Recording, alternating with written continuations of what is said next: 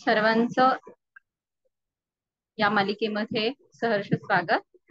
आज आपण भगवद्गीता जशी आहे तशी 11वा अध्याय यातील 51वा श्लोक पाहणार आहोत. प्रार्थनेने सुरुवात करूया. ओम अज्ञानतिमिरान्धस्य ज्ञानाञ्जनशलाकया चक्षुरुन्मिलितं येन तस्मै श्रीगुरवे नमः. श्रीचैतन्य मनोभीष्टं स्थापितं येन भूतले स्वयं रूपः कदा मह्यं ददाति स्वपदान्तिकम्. वन्देऽहं श्रीगुरुं श्रीयुतापदकमलं श्रीगुरुन् वैष्णवांश्च श्रीरूपं साग्रजातान् सहगण ललिता श्रीविशाखान्वितांश्च नमो विष्णुपादाय कृष्णप्रेष्ठाय भूतले श्रीमते भक्तिवेदान्त स्वामिन् इति नामिने. नमस्ते सरस्वते देवे गौरवाणी प्रचारिणे निर्विशेष शून्यवादी पाश्चात्यदेशतारिणे. वाञ्छाकल्पतरुभ्यश्च कृपा सिन्धुभ्य एव च पतितानां पावनेभ्यो वैष्णवेभ्यो नमो नमः. नमो विष्णु. जय श्री कृष्ण चैतन्य प्रभु नित्यानंद श्री अद्वैत गदाधर श्रीवासादि गौर भक्त वृंद. हरे कृष्णा कृष्णा कृष्णा हरे हरे, हरे राम राम राम हरे हरे. हरे कृष्णा. आज आपण भगवद्गीता जशी आहे तशी यामधील 11वा अध्याय विश्वरूप दर्शन योग यामधील 51वा श्लोक पाहणार आहोत. अर्जुन उवाच दृष्ट्वेदं मानुषं रूपं तव सौम्यं जनार्दन इदानीम् अस्मि संवृत्तः सचेतः प्रकृतिं गता. श्रीकृष्णांचे मूळ रूप पाहून अर्जुन म्हणाला, हे जनार्दन, तुमचे हे अतिव सुंदर मनुष्य रूप पाहून मी आता शांतचित्त झालो आहे. आणि मी हो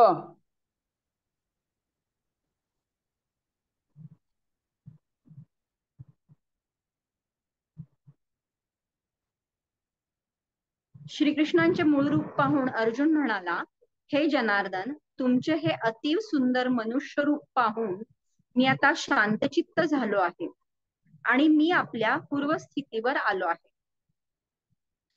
तात्पर्य.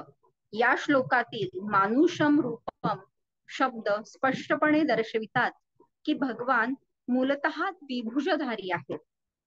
काही लोक श्रीकृष्णांचा साधारण मानव म्हणून उपहास करतात, परंतु या ठिकाणी त्यांना श्रीकृष्णांच्या दिव्य स्वरूपाचे अज्ञान असल्याचे दर्शविण्यात आले आहे. श्रीकृष्ण जर साधारण मनुष्य असते तर त्यांना विश्वरूप दाखविणे आणि मग पुन्हा चतुर्भुज नारायण रूप दाखविणे कसे शक्य झाले असते. म्हणून भगवद्गीतेमध्ये निक्षून सांगण्यात आले आहे की जो श्रीकृष्णांना साधारण मानव समजतो आणि श्रीकृष्णांच्या माध्यमातून निर्विशेष ब्रह्मच बोलत असल्याचे सांगून वाचकांना चुकीचे मार्गदर्शन करतो, तो मोठा अन्यायच करीत असतो. वस्तुतः श्रीकृष्णांनी आपले विश्वरूप आणि चतुर्भुज विष्णू रूप दाखविले आहे, तर मग ते साधारण मानव कसे असू शकतात. भगवद्गीतेवरील अशा दिशाभूल करणाऱ्या भाष्यांमुळे शुद्ध भक्त गोंधळून जात नाही, कारण त्याला यथार्थ तत्व माहित आहे. भगवद्गीतेचे मूळ श्लोक सूर्याप्रमाणेच स्पष्ट आहेत. त्यांना मूर्ख भाष्यकारांकडून दिव्याच्या प्रकाशाची मुळीच आवश्यकता नाही. शेवटचं जो वाक्य आहे ते खूप महत्वाचं आहे की भगवद्गीतेचे मूळ श्लोक सूर्याप्रमाणेच स्पष्ट आहेत. त्यांना मूर्ख भाष्यकारांकडून दिव्याच्या प्रकाशाची मुळीच आवश्यकता नाही. म्हणून भगवद्गीता जशी आहे तशी, म्हणजे भगवंतांनी जशी सांगितली आहे तशीच, आणि श्रील प्रभुपाद यांनी स्वतःच त्याच्यामध्ये काहीच त्याच्यामध्ये कुठलाच फेरफार न करता भगवंतांना जे काही अपेक्षित आहे आणि भगवंतांनी जसं भगवद्गीता अर्जुनाला सांगितली ती तशीच्या तशी त्यांनी प्रस्तुत केली म्हणून केवळ श्रील प्रभुपादांची भगवद्गीता आपण वाचणं आणि श्रवण करणं खूप महत्वाचं आहे. एक मिनिट मी म्यूट करते, बहुतेक म्यूट झालं नाही.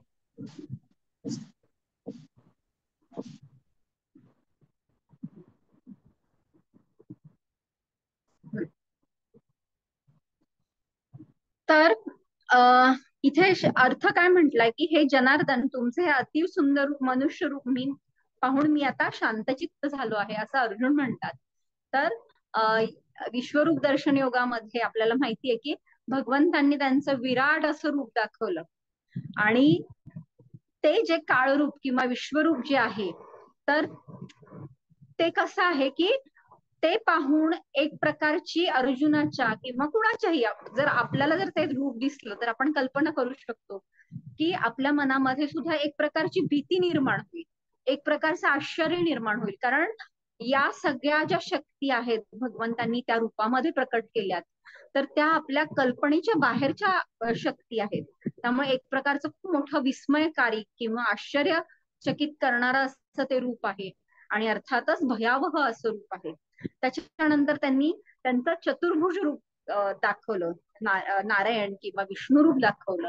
तर ते पाहून आपल्याला त्यांच्या परवाच्या लेक्चरमध्ये जसं मी सांगितलं की त्यांच्या षड ऐश्वर्यांचं ते प्रकटीकरण आपल्याला लगेच लक्षात येतं.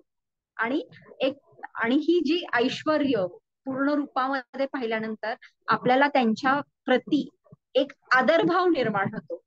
आणि अर्जुनाला आता श्रीकृष्णांनी त्यांचं मूळ रूप दाखवलंय आणि मग ते मूळ रूप पाहून अर्जुन पुन्हा खूप असा आनंदी झालाय. कारण आता या विभुजधारी किंवा मनुष्य रूपामध्ये श्रीकृष्णांना पाहिल्यामुळं आता अर्जुनाच्या मनामध्ये ना भीती राहिली आहे, आदरभाव आहे, परंतु त्याच्यापेक्षाही पुढचा भाव म्हणजे प्रेमभाव, भक्तिभाव असा निर्माण झालेला आहे. म्हणून हे सुंदर असं द्विभुजधारी रूप हे सर्वाकर्षक असं आहे. म्हणजे आपण श्रीकृष्णांना जर आपण समोर असं पाहिलं तर आपल्याला लक्षात येतं की 3 ठिकाणी ते वाकलेले आहेत आणि हातामध्ये बासरी आहे त्यांच्या. तर असं 3 ठिकाणी वक्र झालेलं असं रूप पाहून आपल्या मनामध्ये एक सेवाभाव किंवा एक प्रेमभाव निर्माण होतो. जरी ते 3 ठिकाणी वाकलेले असले तरी सुद्धा ते खूप सुंदर असं ते रूप आहे. तर अशा पद्धतीने सुंदर असं मनुष्य रूप पाहून अर्जुन आता खूप आनंदी झालेले आहेत, शांतचित्त झालेले आहेत आणि ते पूर्वस्थितीवरती आलेले आहेत. तर आपण भगवंतांचे जर मूळ म्हणजे अनंत अवतार आहेत, कारण भगवंत त्यांच्या शक्ती अनंत आहेत, त्यांचे अवतार अनंत आहेत, परंतु मुख्य आपण 10 अवतार म्हणतो. तर त्यातले आपण जर सुरुवातीचे अवतार पाहिले तर ते लक्षात काय येतं तर त्यांनी ते प्राण्याच्या स्वरूपामध्ये घेतलेले आहेत, की जसं मत्स्यावतार आहे, कुर्मावतार आहे, वराह अवतार आहे. तर हे कसे प्राण्याच्या ह्याच्यामध्ये. नंतर नरसिंह अवतार आहे की ज्याच्यामध्ये अर्ध सिंह आणि अर्ध मनुष्याचं रूप आहे. आणि नंतरचे जे अवतार आहेत ते मनुष्य रूपामध्ये आपल्याला लक्षात येतात, की वामन अवतार आहे, परशुराम आहेत, श्रीराम आहेत, बलरामजी आहेत, बुद्ध आहेत आणि नंतर येणारे कल्की अवतार आहेत. तर नंतरचे हे मनुष्य रूपामध्ये अवतार आहेत. तर आता जर आपण थोडस तुलनात्मक असं जर पाहिलं तर वराह अवतार घ्या, कुर्मा अवतार घ्या, मत्स्य अवतार घ्या, तर त्यांच्या लीला ऐकल्यानंतर आपल्याला असं खूप असं छान वाटतं ना. म्हणजे त्या लीला ऐकून भगवंतांची एक खूप शक्तिमान आहेत भगवंत, किंवा ते वाचताना असं एक थ्रिल म्हणतो ना की खूप असं साहस जन्य आपण काहीतरी हे ऐकतोय, लीला ऐकतोय असं लक्षात येतं. आणि त्या दृष्टीने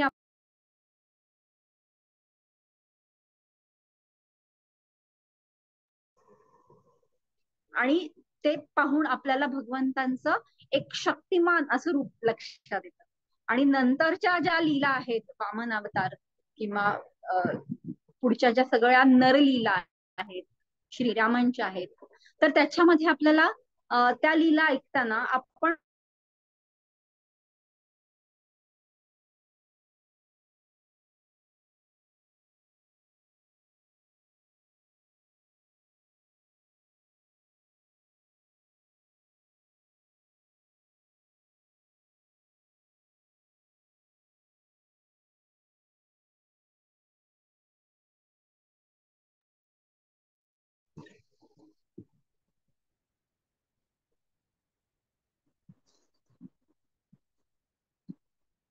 हरी बोल.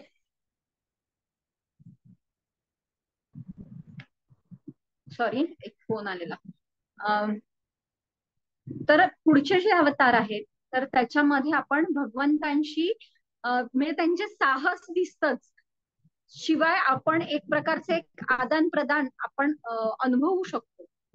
आणि आता प्रभू रामचंद्रांच्या जर लीला पाहिल्या तर एक आदर किंवा आदर्श व्यक्तिमत्व कसं असलं पाहिजे हे लक्षात येतं. आणि जसजसं आपण या लीला, नरलीला किंवा मनुष्य रूपातल्या ज्या अवतार पाहतो तर त्याच्याशी आपण कुठंतरी ते आपण सेवाभाव किंवा प्रेमभाव असं प्रस्थापित करू शकतो. आणि म्हणून मनुष्य रूप हे त्या दृष्टीने महत्वाचं आहे.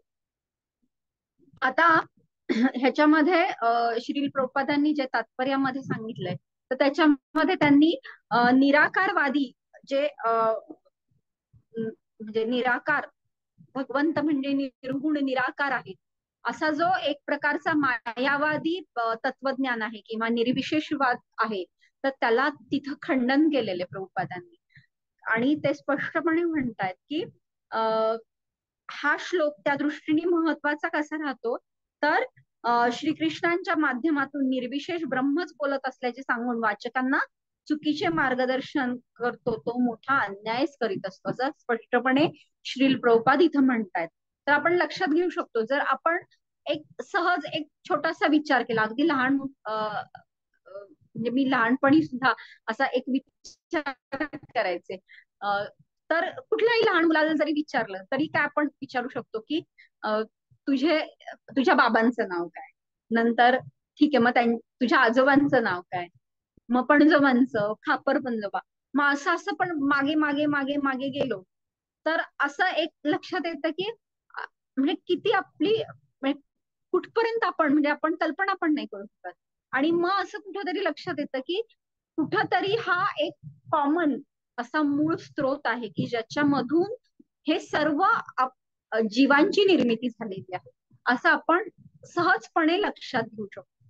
मग आता हे निराकारवाद किंवा निर्विशेषवाद जो आहे तर त्याच्यामध्ये काय म्हटलं की एक भगवंत किंवा एक शक्ती आहेत आणि त्यांना कुठलाच आकार नाहीये किंवा ते निर्गुण आहेत. तर एक आपण लक्षात घेऊ शकतो जर मनुष्य हा केवळ मनुष्यच्या म्हणजे मनुष्य रूपी बाळाचाच जन्म देऊ शकतो, एका कोंबडीपासून कोंबडीच निर्माण होते, तर एवढ्या सगळ्या म्हणजे ज्यांना आकार आहेत तर त्या सृष्टीची निर्मिती असं एखादा प्रकाश की ज्याला काहीच आकार नाहीये असं का का बरं करेल? म्हणजे त्याचं काय प्रयोजन राहील? काहीच नाही.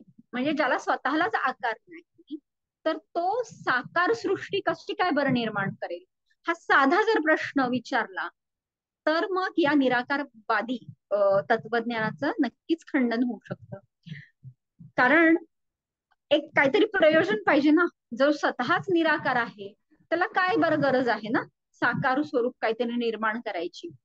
तर अशा पद्धतीने आपण समजू शकतो की भगवंत हे साकार आहेत, जरी त्यांना निर्गुण निराकार असं म्हटलं असलं तरी निर्गुण का म्हणतो आपण, कारण त्यांचे गुण जे आहेत ते आपल्यासारखे म्हणजे अमर्यादित आहेत की ज्याचं मोजमापच नाही करू शकत आपण. म्हणून एका अर्थानं निर्गुण म्हणजे इनफायनाईट की ज्याची सीमाच नाहीये. तर अशा पद्धतीने तो शब्द आहे खरं तर. याचा अर्थ इतके गुण आहेत की त्याचं वर्णन किंवा ते आपल्या बुद्धीच्या पलीकडचे, आणि म्हणून खरं तर निर्गुण निराकार अशा स्वरूपाची उपमा दिली जाते. परंतु ते मुळात सगुण साकार असा आहे. आणि म्हणूनच मोठमोठ्या संतांना सुद्धा हे रूप त्याच्याकडे ते आकर्षित होतात. म्हणूनच संत तुकाराम म्हणतात ना की सुंदर ते ध्यान उभे विठेवरी करकटावरी ठेवून या. तुळशी हार गळा कंठी कौस्तुभ मणी. पुन्हा असं म्हणतात की मकर कुंडले तळपती श्रवणी. इतकं सुंदर ते वर्णन करतात. तर हे एवढं मोठं वर्णन करण्याची काय बरं गरज आहे? कारण ते त्या सुंदर ध्यान किंवा रूपाकडे ते तेवढे आकर्षिले आहेत. आणि त्यांनी अगदी असं छान वर्णन केलंय की ज्यांच्या गळ्यामध्ये तुळशीची माळ आहे किंवा तुळशी हार आहे, पुन्हा कौस्तुभ मणी आहे, आणि ज्यांच्या कानावरती मकर कुंडल आहे. तर अशा पद्धतीने इतकं सुंदर ते वर्णन करतात. किंवा एक जी भूपाळी आहे त्याच्यामध्ये पण म्हटलं जातं ना की घनश्याम सुंदरा श्रीधरा, घनश्याम सुंदरा श्रीधरा अरुणोदय झाला, उठी लवकरी वनमाळी उदयाचळी मित्राला. म्हणजे भगवंतांना एका एका मुलाप्रमाणे मानून त्यांनी घनश्याम असं वर्णन केलं की ज्यांचं श्यामसुंदर रूप आहे, आणि त्यांना म्हणतात की अरे आता लवकर उठ की पूर्व दिशेला सूर्य आलेले आहेत. तर अशा पद्धतीने भगवंतांना एक प्रेमभावानं असं या संतांनी सुद्धा एक सुंदर असं साकार स्वरूपामध्ये पाहिलेलं आहे, आणि त्यानुसार त्यांनी या सगळ्या रचना केलेल्या आहेत. तर अशा पद्धतीने आपण पाहू शकतो की घनश्याम किंवा श्याम सुंदर अशा त्यांच्या सौंदर्याच्या, किंवा कृष्णचंद्र, गौरचंद्र, ज्याला चंद्राची उपमा दिलेली आहे ज्यांच्या सौंदर्याला, तर अशा पद्धतीने खूप सुंदर अशा पद्धतीने त्यांचं हे मनुष्य रूप असं वर्णन करण्यात आलेलं आहे. आता आपण या मनुष्य रूपातल्या ज्या त्यांचे अवतार आहेत तर त्या किती किती सुंदर आहेत. तर त्याच्यानुसार आपण पाहूयात थोडस की वामन अवतारामध्ये जेव्हा ते छोटे बटू किंवा ब्राह्मण रूपातले जे छोटे असे अवतार येतात आणि बळी महाराजांकडे येतात, जिथं त्यांचा यज्ञ चाललेला असतो, तर तिथे येत असताना ते इतकं सुंदर बटू रूप पाहून बळी महाराजांच्या ज्या बहीण आहेत तर त्यांच्या मनामध्ये एक वात्सल्य भाव निर्माण होतो, आणि त्या म्हणतात की मला सुद्धा असा पुत्र व्हावा. तर अशा पद्धतीने त्यांची ही इच्छा असते. आणि जेव्हा बळी महाराजांकडनं, आणि तो जो अवतार आहे तर शुक्राचार्य जे दैत्यांचे गुरु आहेत त्यांनी मात्र ओळखलेलं असतं की हे साक्षात विष्णू आहेत म्हणून. आणि मग ते बळी महाराजांना म्हणतात की तू ह्यांना काही दान देऊ नकोस म्हणून. तर आपल्याला सगळ्यांना ती कथा माहितीये. तर थोडक्यात काय की ते रूप पाहून बळी महाराजांची बहीण वात्सल्य भावामध्ये ती आदान प्रदान, एका क्षणासाठी त्यांनी तो मनामध्ये विचार आणला. आणि जसं बळी महाराजांचं सगळं राज्य हिरावून घेतलं जातं तर तेव्हा त्या क्रोधित होतात आणि त्यांना मारण्यात यावं किंवा त्यांना मारावं अशी त्यांच्या मनामध्ये इच्छा निर्माण होते. आणि अशा पद्धतीने प्रेमभाव आणि द्वेषभाव असं एकत्र असं नंतर त्या पुतणेचं रूप श्रीकृष्णांच्या लीलेमध्ये त्या घेतात. आणि सुरुवातीला वात्सल्य भावाने भगवंतांना दूध देतात आणि नंतर विष द्यायला लागतात, कालुकूट नावाचं विष. तर अशा पद्धतीने हे मिश्र भाव नंतर ते प्रकट होतात. पण सांगण्याचा अर्थ काय की ते वामन रूप पाहून त्या खूप आकर्षित होतात.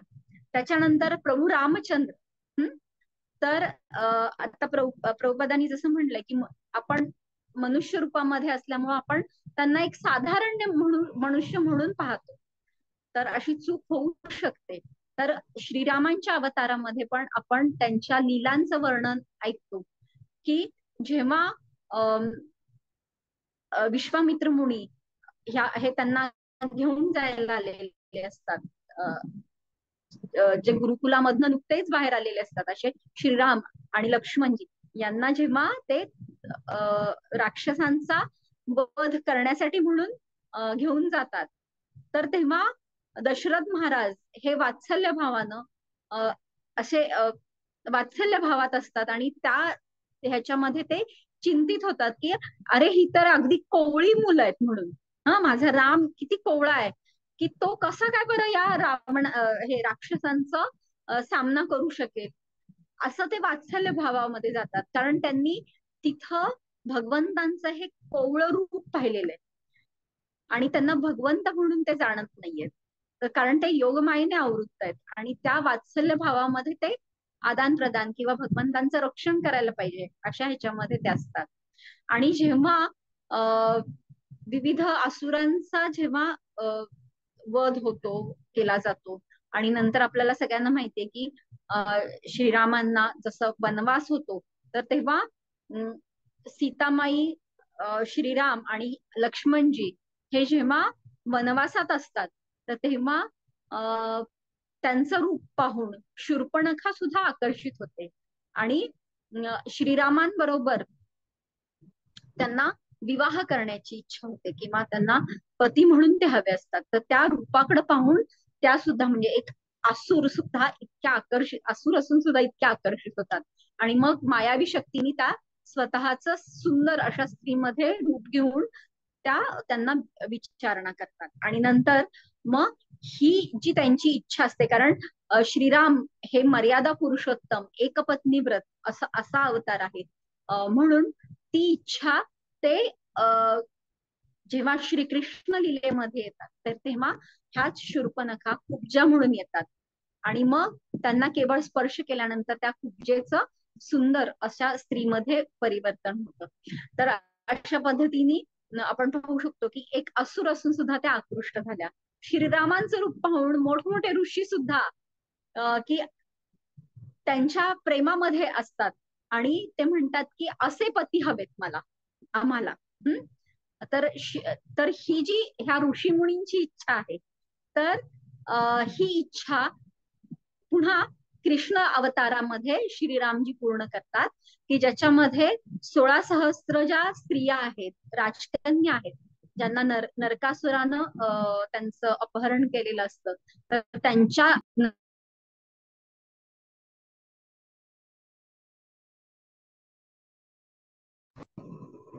नरकासुराच्या तावडीतून त्या सगळ्यांना राजकन्यांना सोडून मग ते त्यांना आपला आश्रय देतात भगवंत. तर अशा पद्धतीने आपण पाहू शकतो की मोठमोठे ऋषी सुद्धा या मनुष्य रूपाकडे पाहून आकृष्ट झालेले आपण पाहू शकतो. आता तेच एक साधारण मनुष्य म्हणून एक गृहीत धरलं जातं आसुरी वृत्तीमुळं. तर हे रावणाच्या बाबतीत सुद्धा झालेलं आहे, की रावण जेव्हा खूप मोठी तपश्चर्या करतो आणि जेव्हा शंकरजींना वरदान मागतो, की थोडक्यात काय की एका अर्थानं अमर होण्याचंच वरदान अशा स्वरूपानं त्यांनी त्यांच्या बुद्धीनुसार मागितलेलं असतं.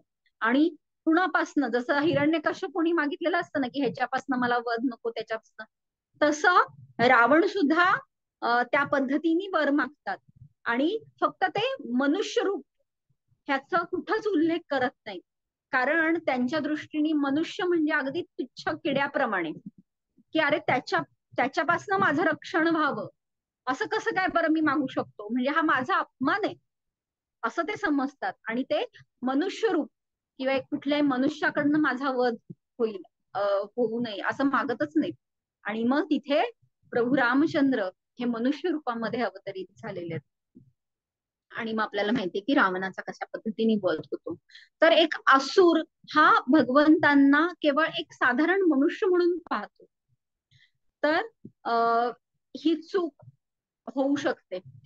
त्याच्यानंतर पुढचा जो आपण श्रीकृष्णांचा लीलेमधल्या जर त्यांच्या लीला पाहिल्या, तर त्यांच्या बाललीला किंवा कुठल्याही कुमार वयातल्या लीला ह्या सगळ्यांनाच आकर्षित करणार आहेत. अगदी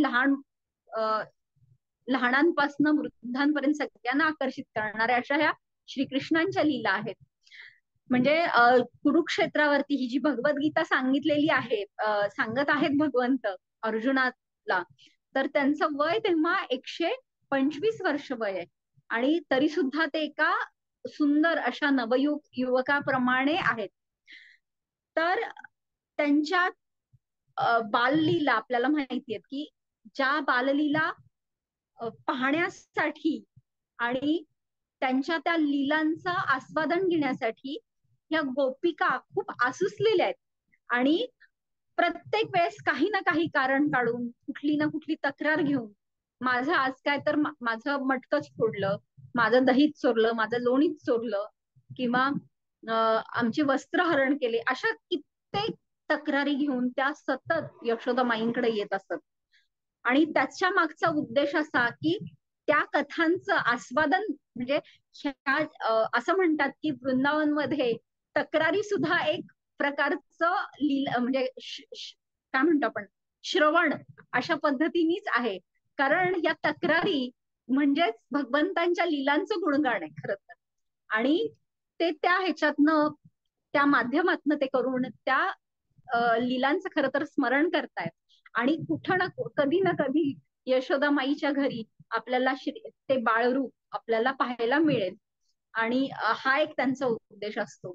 आणि खरं तर त्या विचार तेच म्हणजे लोणी काढताना सुद्धा त्याच विचारात असतात की आज या कृष्णाने, या बाळकृष्णाने माझ्या घरचं लोणी चोरायला यायला पाहिजे. तर हा विचार करतच खरं तर त्या लोणी काढत असतात. तर अशा पद्धतीने त्यांच्या बाललीला असू देत, किंवा आपण आपल्याला माहितीये की एक जी गोपिका आहे तर ती फळं विकत असते. आणि ती जेव्हा नंद महाराजांच्या इथं ती फळाची टोपली घेऊन आलेली असते, तेव्हा श्रीकृष्णांकडे पाहून ती इतकी आकर्षित होते की तिला भानच राहत नाही की त्यांच्याकडून काही आपण त्याचा मोबदला घ्यावा. तर ती नुसती फळं देत राहते. आणि आपल्याला ते चित्र सगळ्यांना माहितीये. आणि मग श्रीकृष्ण त्यांना त्यांच्या टोपलीमध्ये अनेक मौल्यवान अशी रत्न त्या टोपलीमध्ये देतात ते त्यांच्या लीलेद्वारे. तर अशा पद्धतीने ह्या ही जी फळ विक्रेता आहे गोपिका, ती सुद्धा त्यांच्याकडे आकर्षित होते. तर श्रीकृष्णांच्या लीलांचं तर वर्णन आपल्याला माहितीये, म्हणजे रासलीला असू देत, किंवा जसं ब्रह्मविमोहन लीलेमध्ये 1 वर्षभरासाठी जेव्हा सगळे भगवंतांचे सखा, पुन्हा त्यांच्या गायी वासरू हे सगळे जेव्हा ब्रह्माजीने एका क्षणासाठी त्यांना दूर नेलेलं असतं, तेव्हा जेव्हा भगवंत स्वतःच हे सगळे रूप घेतात. आणि खरं तर प्रत्येक गोपिकाच्या मनामध्ये जो एक सुप्त भाव असतो की श्रीकृष्ण हे मला माझ्या म्हणजे मुलगा म्हणून त्यांना हवे असतात. आणि ती इच्छा ते 1 वर्षभर पूर्ण करतात. आणि म्हणून ह्या गोपिकांना त्या पूर्ण वर्षामध्ये आपली मुलं ही खूप अतिशय प्रेम त्यांच्या प्रती खूप निर्माण होतं. किंवा इव्हन गायी ह्या आपल्या वासरांवरती खूप प्रेम करतात, कारण तिथं प्रत्यक्ष श्रीकृष्ण असतात. तर अशा पद्धतीने गायी सुद्धा तिथं आकर्षित होतात त्यांच्या रूपाकडं. तर अशा पद्धतीने आपण श्रीकृष्णांच्या लीलेमध्ये सुद्धा पाहू शकतो. तर आसुरांच्या बाबतीमध्ये म्हणजे साक्षात श्रीकृष्ण समोर असून सुद्धा त्यांना केवळ एक साधारण मनुष्य म्हणून कोणी पाहिलं, तर दुर्योधनाने पाहिलं, पूर्ण कौरव सेनेने पाहिलं, शिशुपालाच आपल्याला माहितीये, तर त्यांनी तर पदोपदी त्यांचा अपमान केलेला आहे. तर असुर हे मात्र श्रीकृष्णांना भगवंत म्हणून पाहू शकत नाहीत, तर केवळ एक साधारण मनुष्य म्हणून पाहतात. तर ही चूक होऊ शकते. त्याच्यानंतर कलियुगातले जे अवतार आहेत तर ते म्हणजे श्री चैतन्य महाप्रभू. तर ज्याला आपण काय म्हणतो आपण, एक सुवर्ण अवतार असं म्हणू शकतो. कारण त्यांनी, म्हणजे राधाराणींचं नाव आहे हेमांगी, की ज्यांची कांती ही सुवर्णप्रमाणे आहे. आणि ती कांती आणि राधाराणींचा भाव घेऊन राधाराणींना माझ्या प्रती इतकं प्रेम कसं काय आहे हे अनुभवण्यासाठी साक्षात श्रीकृष्ण येतात. आणि तिथे राधाराणींची कांती आणि राधाराणींचा भाव असतो. म्हणून गौर अवतार किंवा हे सुवर्ण कांती असलेले हे अवतार आहेत. आणि ते सुद्धा मनुष्य रूपामध्येच आहेत. आणि ते इतके सुंदर आहेत की त्यांचे जे केस आहेत तर ते खूप असे मोठे असतात. आणि जेव्हा ते निमाई पंडित म्हणून खूप मोठे काय म्हणतो आपण संस्कृत असे पंडित असतात, तर ते जेव्हा ईश्वरपुरींकडून संन्यास दीक्षा घेतात आणि त्यावेळी त्यांचे हे एवढे मोठे केस त्यांना त्यांचं केश जे कापावे लागतात, तर तेव्हा नित्यानंद प्रभू म्हणजे बलरामजींना खरं तर थोडस दुःख होतं. म्हणजे त्यांना असं वाटतं की अरे सर्व भोग ऐश्वर याचे जे भोगता आहेत, तर त्यांना स्वतःच हे सौंदर्य, कारण आपण आपल्याला माहिती की केस म्हणजे सौंदर्याचं एक रूपक किंवा प्रतीक आहे, तर ते त्यांना त्यागावं लागणार आहे हे पाहून साक्षात बलदेवजींना म्हणजे नित्यानंद प्रभूंना सुद्धा दुःख होत असतं. तर म्हणून चैतन्य महाप्रभू हे सुद्धा अतिशय सुंदर अशा स्वरूप, म्हणजे त्यांचं रूप इतकं सुंदर आहे की साक्षात म्हणजे त्यांच्या जन्माच्या वेळी त्यांना गौरचंद्र आपण असं म्हणतो, तर त्यांची कांती किंवा त्यांचं सौंदर्य हे एका चंद्राला सुद्धा कमी पाडेल अशा पद्धतीचं आहे. म्हणून त्या ज्या दिवशी गौर पौर्णिमेच्या दिवशी त्यांचा प्रकट दिन किंवा त्यांचं अवतरण झालं, तर तेव्हा चंद्राला, पौर्णिमेच्या चंद्राला चंद्रग्रहण लागेल. कारण या चंद्रा पुढे त्या चंद्राचं सौंदर्य थोडक्यात झाकोळलं गेलं. तर अशा पद्धतीने जन्मापासूनच साक्षात चंद्राला सुद्धा मागे टाकणारे असे हे गौरचंद्र आहेत. तर आता याच्यामध्ये म्हणजे हे सुद्धा मनुष्य रूपामध्ये आहेत, तर त्यामुळं जोपर्यंत ते संन्यास घेत नाही तोपर्यंत त्यांच्या ज्या शिकवणी आहेत, तर त्यांना लोकांनी तेवढं गंभीर रीतीने घेतलं नव्हतं. आणि म्हणून हरिनामाचा प्रचार करण्यासाठी एका संन्याशाला समाजामध्ये स्थान आहे, म्हणून ते संन्यास आश्रम स्वीकारतात. आणि हे जे आहेत चैतन्य महाप्रभू हे जेव्हा साक्षात म्हणजे जगन्नाथपुरीला येतात आणि साक्षात श्रीकृष्णांचं म्हणजे जगन्नाथजींचं दर्शन घेतात, तेव्हा त्यांच्यामध्ये अष्टविकार निर्माण झालेले आपण पाहतो. आणि ते त्या ह्याच्यामध्ये बेशुद्ध पडतात जणू काही, आणि म्हणजे जणू काही त्यांच्यामध्ये प्राण नाही अशा स्वरूपामध्ये त्यांचं म्हणजे जगन्नाथजींचं सौंदर्य पाहून ते मूर्छित होतात. आणि तिथे सार्वभौम भट्टाचार्य असतात, त्यांना लक्षात येतं की हे बेशुद्ध होणं हे म्हणजे सामान्य लक्षण नाहीये, तर हे खूप मोठे संन्यासी असले पाहिजेत. आणि म्हणून मग ते आपल्या घरी घेऊन जातात आणि मग त्यांना लक्षात येतं की हे साक्षात भगवंत आहेत, कारण असे अष्टविकार निर्माण होणं हे साक्षात भगवंत यांच्या म्हणजे हे त्याचंच लक्षण आहे. आणि मग सार्वभौम भट्टाचार्य ओळखतात त्यांना की हे साक्षात म्हणजे आपण म्हणतो ना, जेई कृष्ण सेई कृष्ण सेई जगन्नाथ, जई गौर सेई कृष्ण जई जगन्नाथ. म्हणजे जे श्रीकृष्ण आहेत, जे जगन्नाथजी आहेत, तेच साक्षात श्री चैतन्य महाप्रभू आहेत. आणि म्हणून चैतन्य शिक्षाष्टकम मध्ये श्री चैतन्य महाप्रभूंनी म्हटलंय की म्हणजे हे अष्टविकार जे आहेत, तर हे अष्टविकार तुमच्या नामग्रहणाने माझ्याकडे माझ्यामध्ये कसे उत्पन्न होतील अशासाठी त्यांनी तो एक हे टाकलेलं आहे की म्हणजे तुमचं नाव ऐकून माझ्या शरीरावरचे केस उभे राहावेत, माझ्या डोळ्यातून अश्रू व्हावेत. नयनम गलदाश्रू धारया वदनम गदगद हृदया गिरा पुलकैर्वपुनिचितम कदा तव नाम ग्रहणे भविष्यती. म्हणजे तुमचं नाम ऐकून माझ्यामध्ये अष्टविकार उत्पन्न व्हावेत अशी ते याचना करतायत. आणि अशा प्रकारचे अष्टविकार त्यावेळेस त्यांना स्वतःलाच जगन्नाथजींचं रूप पाहून त्यांच्या शरीरामध्ये उत्पन्न झालेत. आणि हीच अपेक्षा आपण पण बाळगून आहोत की भगवंतांचं रूप पाहून आपल्यामध्ये किमान आपल्या डोळ्यातून कधीतरी एकदा तरी अश्रू येतील किंवा आपल्या अंगावरती रोमांच निर्माण होतील, अशी पण आपली सुद्धा एक अपेक्षा आहे.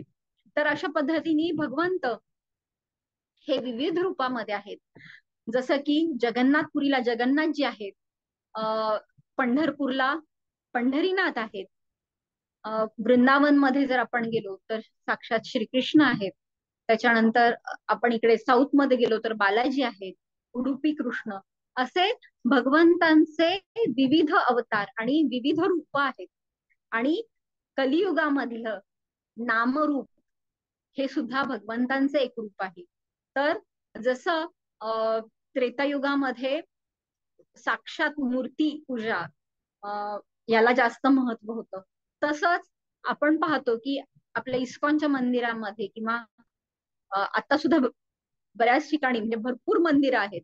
तर मंदिरामध्ये जेव्हा आपण अर्चविग्रहांच्या समोर जातो तेव्हा ते केवळ एक मूर्ती आहेत अशी आपली भावना नसली पाहिजे, तर तिथे साक्षात भगवंत आहेत. म्हणून तर आपण म्हणतो ना की प्राण प्रतिष्ठापना करतोय आपण आणि साक्षात भगवंतांना आवाहन करतोय आणि त्या मूर्तीच्या रूपामध्ये भगवंत येतात. म्हणजे आता मध्ये कोल्हापूरचं जेव्हा मंदिर राधा माधवजींचं हे झालं प्राण प्रतिष्ठापना, तर तेव्हा मंदिरात म्हणजे ज्या दिवशी दर्शन किंवा प्राणप्रतिष्ठापना होणार आहे तर त्याच्या आधी त्यांना शयन म्हणजे एक मोठं असं पलंग आहे आणि त्याच्यावरती राधा आणि कृष्ण यांना झोपवलेलं असतं आणि ते जे दर्शन आहे ते आदल्या दिवशी सगळ्यांसाठी होतं. आणि ते एकमेव दर्शन असतं की जेव्हा भगवंत हे झोपलेल्या अवस्थेमध्ये आपण पाहू शकतो. कारण दुसऱ्या दिवशी जेव्हा प्राणप्रतिष्ठापना होते तेव्हा भगवंतांना त्या मूर्तीच्या स्वरूपामध्ये सदैव उभं राहावं लागणार आहे रात्रंदिवस. तर अशा पद्धतीने भगवंतांचं हे शयन दर्शन आणि नंतर दुसऱ्या दिवशीपासून सदैव भक्तांची वाट पाहत ते सदैव आपल्याला आपली वाट पाहतात मंदिरामध्ये. आणि त्या भावनेने म्हणजे ते जितके आसुसलेले आणि ते जसे एकाच ठिकाणी आपली वाट पाहत उभे आहेत की कधी हा भक्त मंदिरामध्ये येऊन माझं दर्शन घेईल किंवा मला भेटेल, अशा पद्धतीने ते सदैव आपली रात्रंदिवस त्या एका ठिकाणी उभे राहून ते वाट पाहतायत. तसं आपण जेव्हा मंदिरामध्ये जाऊ तर आपली सुद्धा आतुरता तेवढीच पाहिजे की साक्षात भगवंत इथे उभे आहेत आणि ही मूर्ती नसून हे भगवंत आहेत, ही जेव्हा आपल्याला भावना होते तेव्हा मग आपल्यामध्ये कुठेतरी आपण भगवंतांशी प्रेममयी संबंध प्रस्थापित करण्याची आपण अपेक्षा करू शकतो. आणि म्हणून दर्शन घेताना सुद्धा आपण पहिल्यांदी त्यांच्या पादकमलांचं दर्शन घेतो, नंतर चरण कमळ झाल्यानंतर मग उदराचा भाग आणि नंतर शेवटी आपण मुखकमलाचं दर्शन घेतो. तर अशा पद्धतीने आपण दर्शन घेण्याचा सुद्धा एक नियम आपल्याला आचार्यांनी सांगितलेला आहे. तर भगवंतांच्या चरण कमळांचं पहिल्यांदा दर्शन घेणं गरजेचं आहे आणि नंतर आपण मुख कमलांकडे जाणं गरजेचं आहे. तर अशा पद्धतीने आपण सुद्धा ह्या अर्चा विग्रहांचं दर्शन घेताना लक्षात घेतलं पाहिजे की साक्षात आपण भगवंतांच्या समोर उभे आहोत आणि हेच भगवंत या कलियुगामध्ये नामरूपामध्ये आलेले आहेत.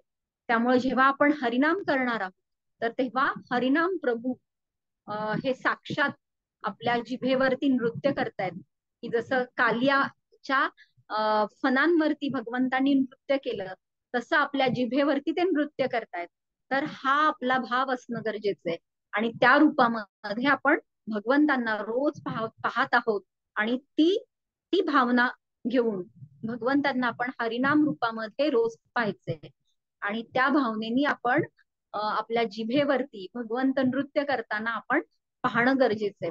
तर अशा पद्धतीने आपण प्रत्येक ठिकाणी भगवंतांना पाहणं गरजेचं आहे आणि भगवंत हे साक्षात द्विभुजधारी, हातामध्ये ज्यांच्या बासरी आहे, तर असं रूप आपण सदैव स्मरणात ठेवलं पाहिजे आणि त्या रूपासाठी आपण आसुसले, ते रूप पाहण्यासाठी आपण आसुसलेलं पाहिजे. कारण भगवंत सुद्धा म्हणजे असं म्हणतात ना की गोपिका राधाराणी हे तर साक्षात भगवंतांच्या सानिध्यात आहेत. मग भगवंतांना बासरी वाजवण्याचं काय फरक, त्यांचं प्रयोजन आहे. तर भगवंतांच्या ज्या बासरीच्या जे हे आहेत ना, त्यांचे जे होल असतात पुढे, तर त्याचं त्याचं पण एक ठरलेलं आहे की कुठली ट्यून कशासाठी, असं असं एक ठरलेलं आहे. तर काही ज्या ट्यून्स आहेत तर त्या बासरांना बोलवण्यासाठी आहेत. तर आजही मंदिरांमध्ये म्हणा किंवा भगवंत हे बासरी घेऊन उभे आहेत, कारण त्या बासरीनं ते प्रत्येक जीवाला ते स्वतःकडे बोलवत आहेत. त्यामुळं ही बासरीची जी ही धून आहे ही आपल्यासाठी आहे, हे आपण नेहमी लक्षात ठेवलं पाहिजे.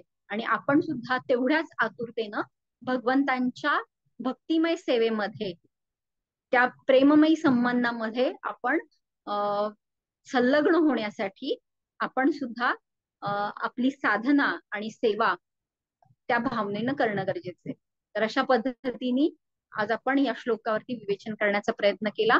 याच्यामध्ये जर काही चूक असेल तर नक्की सांगा, आणि जर कुणाला काही कमेंट्स असतील तर नक्की सांगा.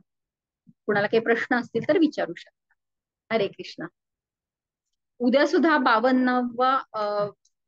52व्या श्लोकावरती नित्यसखी माताजी त्यांचं विवेचन करतील.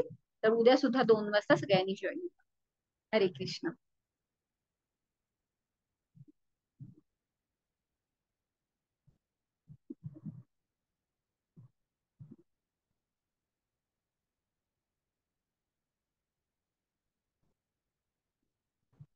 अनम्यूट केलंय मी, कुणाला काही विचारायचं असेल तर विचारू शकता.